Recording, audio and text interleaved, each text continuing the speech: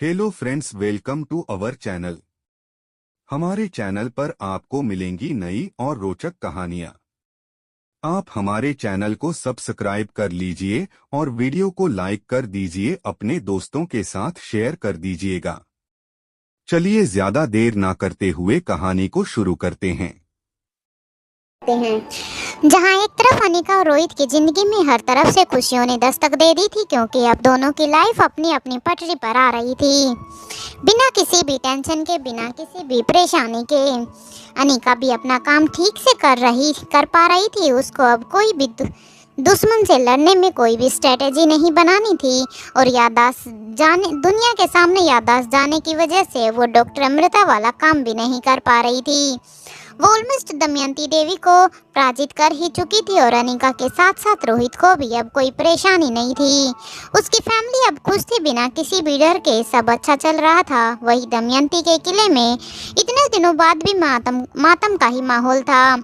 एक और जहां दमयंती की नज़रों के सामने लच्छो और रुद्रमा देवी की मौत का मंजर बार बार आ रहा था, जिसकी वजह से दमयंती की रातों की नींद भी खराब हो चुकी थी। वहीं उसके कानों में राजीव की दी हुई धमकी गूंज रही थी। दमयंती को कुछ भी समझ नहीं आ रहा था कि उसे अब क्या करना चाहिए, क्योंकि दमयंती को राजीव गुलेरिया से भी डर लग रहा था। आज दमयंती देवी खुद को काफी लाचार महसूस कर रही थी। आज उसके पास ना तो लच्छो थी, जिस पर दमयंती देवी को बहुत ही गरूर था, और ना ही रुद्रमा देवी, जिसके पास हर एक समस्या का तोड़ होता था। दमयंती देवी के सामने चाहे कितनी भी बड़ी समस्या क्यों ना होती थी, लेकिन रुद्रमा देवी के किसी न किसी सुझाव से वो उस समस्या से बाहर निकल ही जाती थी। हर विराट से विराट परिस्थिति में ये दो ही दमयंती के साथ खड़ी रहती थी, लेकिन अब दमयंती देवी उनको बहुत ही याद कर रही थी। वो अपनी कल्पनाओं में सोचती है कि काश आज लच्छो और रुद्रमा देवी दोनों ही आज जिंदा होती। काश उस टाइम पर लच्छो ने शांति से काम लिया होता। काश उस टाइम लच्छो ने कोई भी हड़बड़ी ना की होती। अगर वो सब नहीं होता तो आज मैं खुद को ऐसे अकेला नहीं महसूस कर रही थी, और अगर उस दिन ये सब हो ही रहा था तो मुझे ही गोली क्यों नहीं लग गई। दमयंती देवी राजीव का साथ नहीं देना चाहती थी, क्योंकि दमयंती को अब अपने पास्ट की बातें याद आ रही थी। उस रात जब दमयंती और राजीव रियूनियन पार्टी में रात के समय गए हुए थे, तो पार्टी में हल्की सी रोशनी थी, संगीत बज रहा था, लोग हंस रहे थे। वही दमयंती और राजीव अपना प्लान बना रहे थे और इशारों में ही बातें कर रहे थे। वे दोनों एक कोने में खड़े थे। दमयंती धीरे से राजीव से कहती है, तुम्हें पता है ना, हमें अकेले ऐसे नहीं मिलना चाहिए था, और वो भी एक तरफ होकर। तभी राजीव हंसते हुए कहता है, दमयंती बस एक रात की ही तो बात है, भूल जाओ। दमयंती और राजीव के बीच उस रात सब कुछ हो गया था जो नहीं होना चाहिए था, उसमें चाहे गलती किसी की भी क्यों ना हो, क्योंकि वो ड्रग करण के वजह राजीव ने लिया था।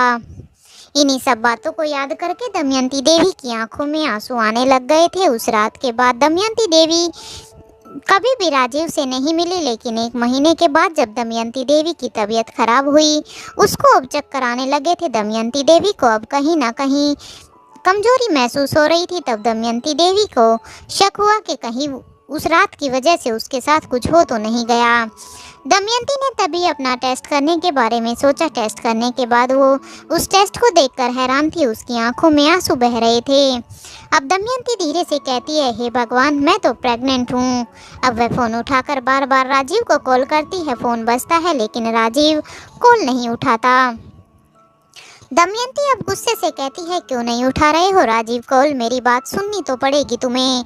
अब मैं क्या कर सकती हूँ, अब मेरे पास कोई भी ऑप्शन नहीं है। तुम ना चाहते हुए भी, अब दमयंती ना चाहते हुए भी राजीव से मिलने की सोचती है। दमयंती देवी ने उस दिन न जाने कितने ही फ़ोन कॉल किए थे राजीव को, लेकिन राजीव ने जानबूझकर किसी भी फ़ोन कॉल का कोई भी जवाब नहीं दिया था, क्योंकि राजीव को तो सिर्फ और सिर्फ अपना काम निकलवाना होता था। अगले दिन सुबह राजीव का घर, दमयंती देवी चुपचाप दरवाजा खोलकर उसके घर के अंदर जाती है। घर शांत था, घर में उस समय पर कोई भी नहीं था। वह धीरे धीरे राजीव के कमरे की ओर बढ़ती है। राजीव अपने कमरे में अकेला बैठा है और वो लैपटॉप पर काम कर रहा था। दमयंती देवी देखती है कि राजीव गुलेरिया का कमरे का दरवाजा पहले से ही ओपन था। अब जैसे ही राजीव की नज़र दमयंती पर पड़ती है तो वो दमयंती देवी को देखते ही चौंक जाता है। अब राजीव हैरानी से कहता है, दमयंती तुम यहाँ कैसे, लेकिन तुम यहाँ मेरे घर तक क्यों पहुँच गई? दमयंती सीधे उसकी आंखों में देखती है और कहती है, मुझे तुमसे कुछ बहुत ही जरूरी बात करनी है। अब राजीव थोड़ा सा झुंझला कर कहता है, देखो दमयंती, अगर वो पार्टी वाली बात तुम आज भी करना चाहती हो तो मैं पहले ही कह चुका हूँ, वो सिर्फ एक गलती थी, भूल जाओ उसे। और मैं चाहता हूँ दोबारा से तुम उस बात को कभी भी ना दोहराओ।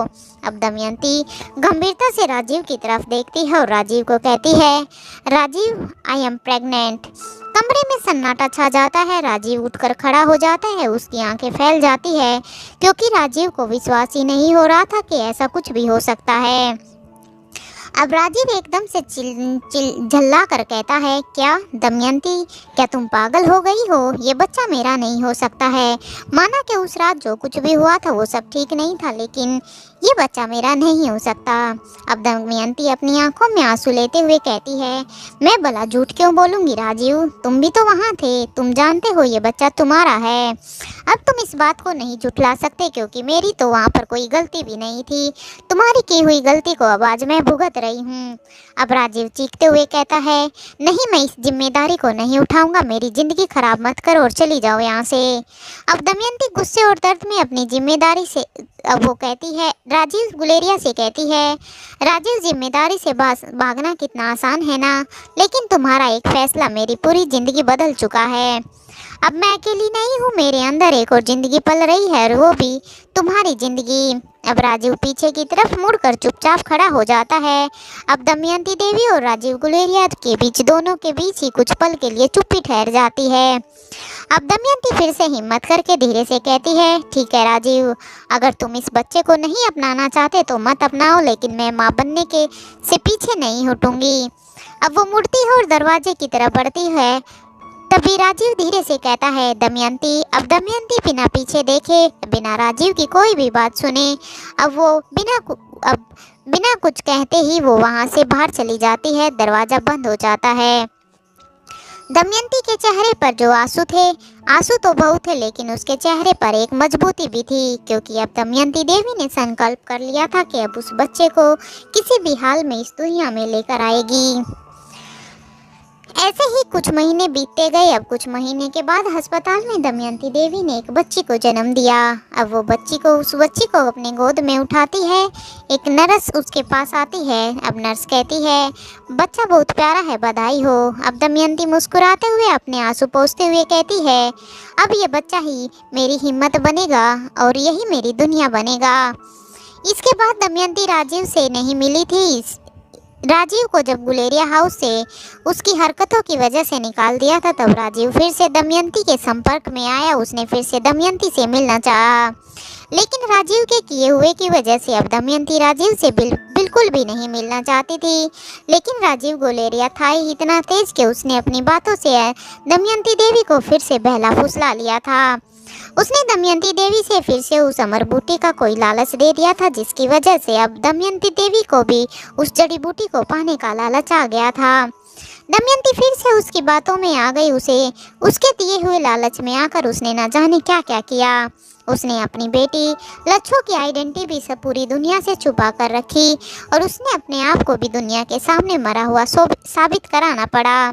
इन्हीं सब बातों को आज याद करके आज दमयंती फूट फूट कर रो रही थी। अब दमयंती अनिका से भी बगावत नहीं करना चाहती थी। अब दमयंती देवी काफ़ी टूट चुकी थी। उसे कुछ भी समझ नहीं आ रहा था कि वो करे तो क्या करे। अपना कहने के लिए उसके पास कोई भी नहीं था। अब वो अपने किए बुरे सब कर्मों को याद करके पछता रही थी। दमयंती देवी अब मन ही मन ये फैसला कर चुकी थी कि अब वो राजीव की किसी भी चाल में उसका कोई भी साथ नहीं देगी, चाहे उसका अंजाम कोई भी क्यों ना हो। दमयंती ने आज तक राजीव गुलेरिया के हर अच्छे बुरे काम में साथ दिया था, लेकिन उसको आज तक मिला ही क्या। अरे राजीव ने तो आज तक उसकी बेटी को एक बाप का नाम तक नहीं दिया था। जिस अमृतव को पाने के लिए उसने अपना सब कुछ दांव पर लगा दिया। अमृतव के लालच में दमयंती ने अपनी लाइफ उसके आगे थी उसको भी खुलकर नहीं जिया। बाकी उसी लाइफ में उसने दुनिया के सामने खुद को भी मरा हुआ करार कर दिया। अब उसको वो अमृतव नहीं चाहिए था, और जिस लाइफ में उसकी बेटी, उसकी माँ, उसका कोई भी अपना नहीं था, तो उस लाइफ में में अब वो क्या ही करेगी। अब दमयंती कहती है, मैं अब अनिका को आने वाले राजीव नाम के खतरे के बारे में भी बता कर रहूंगी, लेकिन उससे पहले मुझे यहाँ कुछ जरूरी काम करने हैं, क्योंकि मुझे नहीं पता कि उसका अंजाम क्या होगा, मैं जिंदा भी बचूंगी या नहीं। लेकिन अब मेरा ये फैसला फाइनल है। अब मैं किसी भी हाल में अपने इस फैसले से पीछे नहीं हटूंगी, चाहे उसका अंजाम कोई भी क्यों ना हो। ये सब अटूट फैसला करके और ये सब सोचकर दमयंती ने अपनी एक स्त्री सिपाही को अपने पास बुलाया और कहा, हमारी हर एक स्त्री सिपाही को यहाँ पर बुलाओ, मैं सबसे मिलकर बात करना चाहती हूँ, और हाँ, उससे पहले किसी को मेरा एक मैसेज भेज दो। ये कहकर दमयंती देवी अपना वो मैसेज उस स्त्री को बताकर कहती है कि जाओ अब यहाँ से और जल्दी से ये मैसेज भेजो। थोड़ी ही देर बाद उस औरत ने दमयंती का दिया हुआ मैसेज सामने वाले को भेज दिया था। वहीं दूसरी तरफ से एक बड़ा सा गरुड़ स्वाति के सामने एक पुराने बरगद के पेड़ के पास बैठा था। जैसे ही उस गरुड़ को स्वाति का इशारा मिला तो गरुड़ ने अपने पंख फड़फड़ा दिए और कुछ आवाजें निकालने लगा। स्वाति आज उसी जंगल में मौजूद थी जिस जंगल में उसने अनिका का इलाज करने के लिए वो अनिका को वहां पर लेकर आई थी, जहां पर स्वाति सभी पशु पक्षियों से अपनी बातें कर पाती थी। गरुड़ की बातों को ध्यान से सुनते हुए स्वाति के हाव भाव अब अचानक से बदलने लगे थे, क्योंकि स्वाति गरुड़ जो भी कहना चाहता है उसकी सब बातें समझ चुकी थी। और कुछ देर बाद गरुड़ ने अपनी बात पूरी की और फिर से उड़ गया। गरुड़ के जाते ही स्वाति के पीछे खड़े बूढ़े बाबा ने स्वाति से पूछा, मैडम क्या खबर है, क्या सब कुछ ठीक है? बूढ़े बाबा की बात सुनकर स्वाति पीछे घूमी, लेकिन उसने बूढ़े बाबा की कोई भी बात का जवाब नहीं दिया, बल्कि उसके बदले में उसने बूढ़े बाबा से एक सवाल कर लिया। स्वाति ने बूढ़े बाबा से पूछा, क्या आपके चेहरे के ठीक होने के बाद आप कभी किसी करण गुलेरिया से मिले हो? स्वाति की बात सुनकर बूढ़े बाबा एकदम से हैरान हो जाते हैं। उन्हें समझ में नहीं आता कि आज स्वाति मैडम क्या पूछ रही हैं। कुछ देर सोचने के बाद फिर वो झट से जवाब दिए देते हैं, मैं कभी करण गुलेरिया सर से नहीं मिला, लेकिन हाँ, जब मैं अनिका बेटी को जन्मदिन का तोहफा देने के लिए मारवा हाउस में गया था तब मेरी टक्कर करण साहब से हो गई थी, लेकिन मुझे नहीं लगता कि करण साहब ने मुझे देखा होगा। बूढ़े बाबा की बात सुनने के बाद स्वाति ने कहा, करण ने उस दिन तुम आपको देख लिया था और करण गुलेरिया ने आपके बारे में जानकारी निकलवाने के लिए एक डिटेक्टिव को भी हायर किया है। करण गुलेरिया को अब तुम पर शक हो गया है, अब वो हर हाल में तुम्हारे जरिए मुझ तक पहुंचना चाहता है। मुझे लगता है कहीं ना कहीं उसको अब शक हो गया है मेरे जिंदा होने का, क्योंकि करण गुलेरिया बहुत ही तेज इंसान है। अब वो तुम्हारे जरिए मुझ तक जरूर पहुंच ही जाएगा। जहां स्वाति और बूढ़े बाबा के बीच ये सब बातें हो रही थी, वहीं दूसरी तरफ अनिका और रोहित अपनी गाड़ी से गुलेरिया हाउस की तरफ जा रहे थे।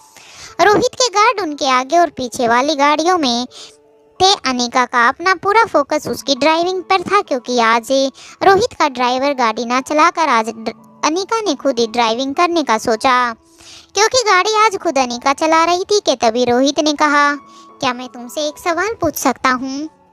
रोहित की बात सुनकर अनिका ने कहा, मिस्टर मारवा, आप कब से मुझसे पूछने से पहले परमिशन मांगने लगे? जो पूछना है साफ साफ पूछो, आपके मन में क्या चल रहा है?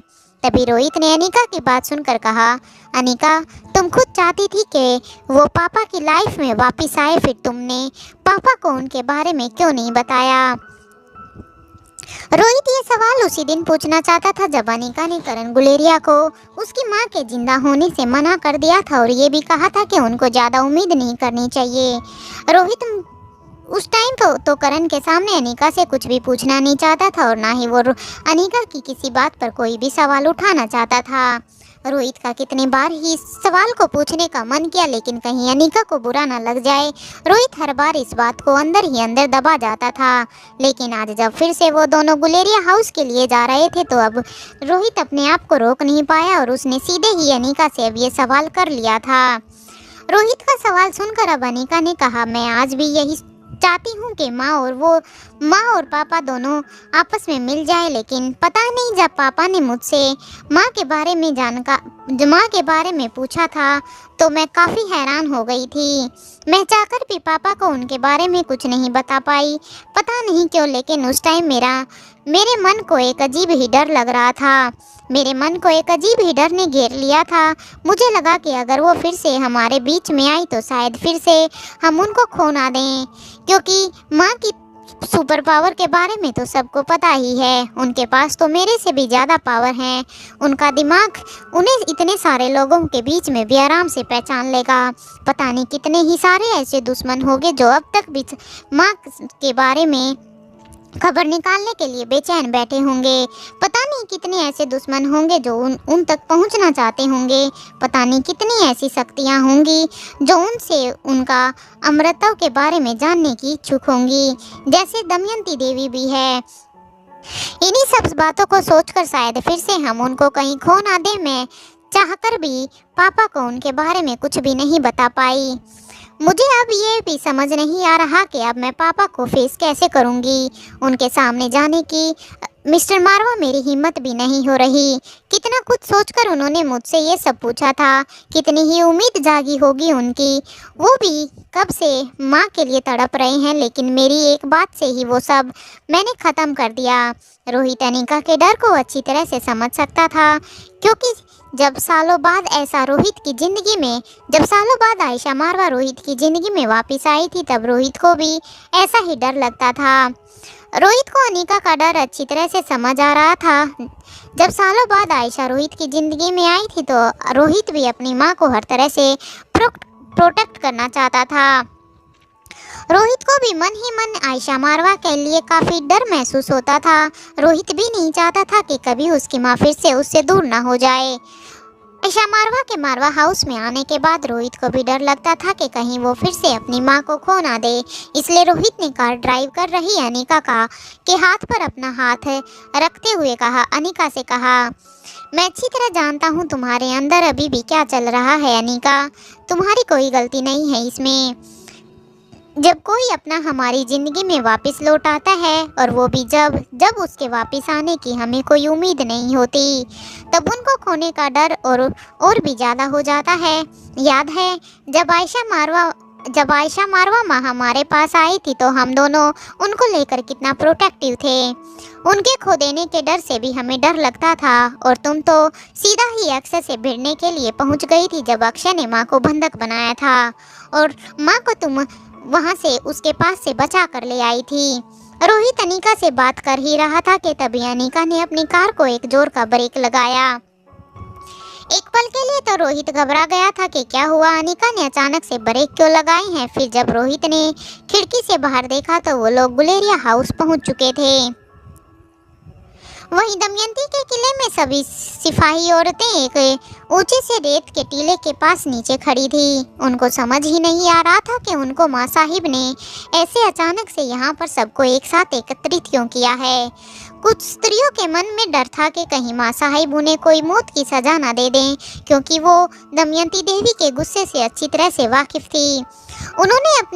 उन्होंने वहाँ पर देखा था कि अगर कोई भी स्त्री कोई भी गड़बड़ कर देती थी, या गलती से भी कोई गलती कर देती थी, या उसको दिए गए टास्क को पूरा नहीं कर पाती थी, तो उसकी सज़ा सिर्फ मौत ही होती थी, और वो मौत उन्हें खुद ही चुननी होती थी, ना कि दमयंती देवी उन्हें देती थी। सभी अपनी अपनी उधेड़-बुन में लगी हुई थी कि तभी वहाँ पर दमयंती देवी आ गई। सभी सिपाहियों ने दमयंती देवी को देखते ही अपना सिर झुकाकर उन्हें ग्रीट किया। दमयंती देवी को पहले तो समझ नहीं आया कि वो अपनी बात कहाँ से शुरू करे, लेकिन फिर एक लंबी गहरी सांस लेकर दमयंती देवी कहना शुरू करती हैं, आज से तुम सबको इस बंजर पड़े रेगिस्तान में रहने की कोई भी ज़रूरत नहीं है, और ना ही आज से तुम्हें इस घूंघट में नकाबपोश रहने की ज़रूरत है। आज से तुम लोग भी अपनी भारी दुनिया में जाकर अपनी मर्जी से जी सकती हो। अब से तुम सब यहाँ से आज़ाद हो। तुम्हारे जो भी अपने हैं तुम उन सब के साथ आराम से रह सकती हो। दमयंती देवी की बात सुनकर सभी सिपाहियों के चेहरे पर हैरानी नजर आ रही थी। उन सिपाहियों को कुछ भी समझ नहीं आ रहा था कि ये सब क्या हो रहा है। वहां पर सबके मन में कई सवाल आ रहे थे कि वो दमयंती देवी से बारी बारी से वो सवाल पूछें। क्या हम वो पूछना चाहती थी कि क्या माँ साहिब हम लोगों से कोई गलती हो गई है जिसकी आप हमें इतनी बड़ी सजा दे रही हो। भला अब इतने सालों बाद हम उस दुनिया में वापस कैसे लौट सकते हैं। कि तभी एक औरत ने काफ़ी हिम्मत करते हुए कहा, माँ साहिब आप ये क्या कह रही हैं। आज तक आपने हमारे लिए इतना सब कुछ किया है। कहीं ना कहीं हम सबने अपनी ज़िंदगी ख़त्म करने की सोच ली थी उस बाहरी दुनिया में कि हम लोगों के ज़िंदा रहने के लिए आप ही वो सहारा बनी थी। तब आपने ही हमें एक नई जिंदगी दी थी। आपने ही हमारे मन में जीने की उम्मीद जगाई थी। और फिर वो अमर जड़ी बूटी भी अभी तक हमारे हाथ में नहीं लगी है, जिसके लिए हमारे कितनी ही सिपाहियों ने अपनी जान कुर्बान की है। आपने ही कहा था कि उस जड़ी बूटी के मिलने के बाद हमारी ताकत इतनी बड़ी हो जाएगी कि इस समाज को रहने लायक हम खुद अपने हाथों से बना सकते हैं। उस औरत की बात खत्म होने के बाद दमयंती देवी ने कहा, हाँ मैंने तुमसे ये सब कहा था, लेकिन वो जड़ी बूटी कोई अमृतव नहीं बल्कि एक श्राप है। श्राप, एक ऐसा श्राप जिसने ना जाने कितनी ही जिंदगियों को तबाह कर दिया है। और ये बात मुझे कितने समय के बाद समझ में आई है। ये बात मुझे तब समझ आई है जब मैंने अपनों को खोया। एक अमर बनने की चाहत, एक अमर बनने के लालच में मैंने न जाने तुम में से कितनी ही औरतों की बलि दे दी। लेकिन जब मैंने लच्छों को खोया तो मुझे समझ आया कि तुम्हारा दर्द क्या है। अब मुझे समझ आ गया है कि जिसे मैं अमृतों का दरवाज़ा समझ रही थी वो एक श्राप है। एक ऐसा श्राप जिसने न जाने कितनी जिंदगियों की बलि ली है। अब मुझे समझ आ रहा है कि कोई अमर बूटी नहीं होती। इसलिए मैं चाहती हूँ कि तुम सब अब एक आम जिंदगी जियो, वो भी अपने हिसाब से। वैसे भी अब तुम लोग अपने हिसाब से ज़िंदगी जीने के कैपेबल हो चुकी हो। अब अगर तुम्हारा कोई नहीं भी है या तुम्हें कोई समाज में अपनाना भी नहीं चाहता तो तुम खुद भी अपने दम पर इस दुनिया में रह सकती हो। मैंने तुम में से किसी को नहीं बचाया। मैंने तो तुम्हें यहाँ समाज से दूर बंधक बना कर रखा है, वो भी सिर्फ अपने मतलब के लिए, अपने फ़ायदे के लिए। मैंने तुम लोगों के सामने खुद को प्रिटेंड ही ऐसे किया है ताकि तुम लोगों को मैं ठीक लगूं और ये समाज गलत। आज दमयंती देवी अपने बारे में सारी बातें उन अपनी सिपाहियों को बता देती है, लेकिन वो सिपाहियाँ तो अभी भी दमयंती देवी पर ही विश्वास कर रही थी। वो ही ना तो इस समाज में जाना चाहती थी और ना ही वो इस किले से बाहर निकलना चाहती थी। इन सब को देखकर अब दमयंती कहती है, गलती मेरी ही थी। मैंने ही तुम सब लोगों के साथ बहुत ही गलत किया है। अब मुझे समझ नहीं जाता कि मैं इन सब का पश्चाताप कैसे करूं। जो सब कुछ मैंने तुम लोगों के साथ किया है उसका शायद ही मुझे माफ़ी ना मिले, लेकिन कहीं ना कहीं लच्छो और अपनी माँ को खोने के बाद अब मुझे इन सब का पता चल रहा है और शायद यही सब मेरा प्रायश्चित है। मेरे इस प्रायश्चित को कम करने के लिए मैं आप सब से अनुरोध करती हूँ कि आप सब लोग अपनी उसी दुनिया में वापस चले जाएं। आप सब लोग अब यहाँ से चले जाएं। अब आप लोगों को ना तो कोई नकाबपोश रहने की ज़रूरत है और ना ही यहाँ रहने की ज़रूरत है, क्योंकि अब खुद मुझे ही नहीं पता कि आगे मेरी लाइफ का क्या होगा। दरअसल मैं जिसको दुश्मन समझ रही थी, मैं जिससे अमृतव लेना चाहती थी, वो लोग ही सही थे और जिनको मैंने आज तक अपना समझा वो मेरे सबसे बड़े शत्रु थे। और आज ये बात मुझे अच्छी तरह से समझ आ चुकी है और अब मैं नहीं चाहती कि मेरी वजह से या मेरे किसी भी फैसले की वजह से आप लोग अपनी ज़िंदगी को खो दें। दमयंती देवी की ये सारी बातें सुनकर वो स्त्री सिपाही काफ़ी हैरान हो जाती थी। अब उनके सामने कोई भी चारा नहीं था। वो ना तो उस बाहरी दुनिया में वापस जाना चाहती थी और यहाँ किले में रहने के लिए दमयंती देवी ने उन्हें मना कर दिया था। अब उन्हें ऐसा लग रहा था जैसे उनकी आंखों के सामने अंधेरा सा छा चुका है। अब वो किसी भी डिसीजन पर नहीं पहुँच पा रही थी, क्योंकि उन्होंने जब से वो उस बाहरी दुनिया को छोड़ कर आई थी, जब से उनकी उस दुनिया में जीने की उम्मीदें कम हुई थी, तब से ही उन्होंने दमयंती देवी के किले में ही अपनी दुनिया को ढूंढना शुरू कर दिया था। वहीं दूसरी तरफ मारवा हाउस में निखिल भूमिका के कमरे की तरफ पहुंच जाता है। वहां जाकर वह भूमिका के दरवाजे को खटखटाता है। भूमिका जब दरवाजे को खोलती है तो देखती है कि बाहर निखिल ही था। निखिल जब भूमिका को देखता है तो वो वहीं पर जाकर बेड पर बैठ जाता है और देखता है कि भूमिका यहाँ अकेले बैठे बैठे बोर हो रही थी। निखिल को अपनी आंखों के सामने देखकर भूमिका को अच्छा लगता है, लेकिन फिर भी वो बड़े ही एटीट्यूड से निखिल से पूछती है, क्या तुम्हें मुझसे कोई काम है? निखिल भूमिका की बात सुनकर मुस्कुरा कर कहता है, मैंने सोचा तुम्हें इस तरह खाली बैठना अच्छा नहीं लग रहा होगा, क्योंकि आजकल कोई काम भी नहीं है, तो क्यों ना तुम्हारे काम को ही तुम्हारी जगह पर लेकर चलें। इधर गुलेरिया हाउस में भी नंदनी नौकरों से कह रही थी, थोड़ा जल्दी जल्दी हाथ चलाओ, अनिका को देसी अंदाज में खाना पसंद है, घी मक्खन पनीर अच्छी तरह तली भुनी चीजें, लेकिन रोहित मारवा को बोल्ड और कॉन्टिनेंटल फूड पसंद है। दोनों की पसंद को ध्यान में रखते हुए सभी चीजें तैयार करनी है। बच्चे तो पहले से ही मारवा हाउस में थे, इसलिए उनके लिए केक, पेस्ट्री, पिस्ता, पिज्जा और उनकी पसंद की सभी चीजें समय पर ही पहले ही बन गई थी। कुछ ही देर में रोहित, मारवा और अनीका दोनों ही मारवा हाउस में पहुंच चुके थे। रिया सबसे आगे आकर शोर मचाते हुए कहती है, डैड आप आ गए। अब रोहित रिया को गले से लगा कर कहता है और पूछता है, रिया क्या तुम्हारा यहाँ पर मन लग गया? पिंकी और यश कैसे हैं? क्या तुम यहाँ पर अपने छोटे भाई से मिली? तभी पीछे से नंदिनी ने मुस्कुराकर हाथ की उंगली से हॉल की तरफ इशारा करते हुए कहा, वहाँ पर दोनों तुम्हारे वहाँ पर ही सब बच्चे हैं, चलो अंदर चलते हैं। इसके बाद उसने आर्यन और अलेक्जेंडर से कहा कि चलो आप भी वहाँ पर चलो और जाकर यश और पिंकी को बुला कर लाओ। इसके बाद नंदिनी आगे बढ़कर अनिका के गले लग जाती है और कहती है, तुम बहुत बुरी हो, तुम्हें देखने के लिए हर बार पता नहीं क्यों तुम्हें हमें बुलाना ही पड़ता है। अगर यहाँ पर बच्चे नहीं होते तो शायद तुम आज यहाँ पर अपने आप नहीं आई होती। अगर हमारी याद नहीं भी आई तब भी रिश्तों के नाते तो सही, मिलने तो तुम्हें आ ही जाना चाहिए। बदले में अनीका ने भी सिर्फ एक प्यारी सी मुस्कुराहट दी और उसके बदले में एक शब्द भी नहीं कहा। उसके बाद नंदिनी ने रोहित मारवा से हाथ जोड़कर अपनी गर्दन हिलाकर सांकेतिक नमस्ते कर दिया। रोहित ने भी अपनी गर्दन हिलाकर स्माइल दी और पूछा, पापा और सिद्धार्थ कहाँ है? कहीं दिखाई नहीं दे रहे। नंदिनी ने जवाब दिया, चाचा जी कब से आप दोनों का अपने रूम में इंतजार कर रहे हैं वो भी आप लोगों के यहाँ आने के बारे में बहुत ही खुश हैं। इसके बाद रोहित और अनीका भी दोनों खुश हो जाते हैं और अब वो अंदर की तरफ चले जाते हैं। आज की वीडियो के लिए सिर्फ इतना ही। नेक्स्ट एपिसोड कल अपलोड होगा। वीडियो पसंद आई हो तो एक प्यारा सा कमेंट जरूर कीजिएगा और वीडियो को लाइक जरूर कीजिएगा। साथ ही चैनल को सब्सक्राइब कर लीजिएगा।